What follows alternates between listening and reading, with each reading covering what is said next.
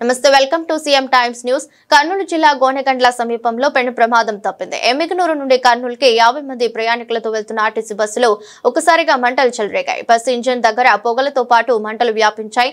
మంటలను గమనించి అప్రమత్తమైన బస్సు డ్రైవర్ వెంటనే బస్సును పక్కకు ఆపాడు. ప్రయాణికులందరినీ బస్సులోంచి కిందకు దింపి ఆ తర్వాత బస్సు మంటలను ఆర్పేందుకు ప్రయత్నించాడు. రోడ్డుపై బస్సు తగలబడుతుండడం చూసిన స్థానిక జనాలు వెంటనే అక్కడికి చేరుకొని మంటలను అదుపు చేసేందుకు బకెట్లతో నీళ్లు చల్లారు. దీంతో మంటలు అదుపులోకి వచ్చాయి. ప్రమాదంలో బస్సులోని ప్రయాణికులకు ఎలాంటి గాయాలు కాకపోవడంతో అంతా ఊపిరి పీల్చుకున్నారు.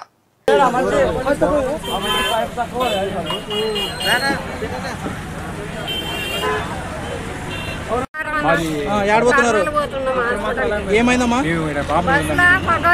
ఫస్ట్ బట్టగాలిన వాసన వచ్చాయి. ఏం వాసన వస్తుందంటే అక్కడ ఇక్కడ చూస్తే డ్రైవర్ సీట్ కూడా పొగ నిండుకునింది. అది చూసి ఇంకా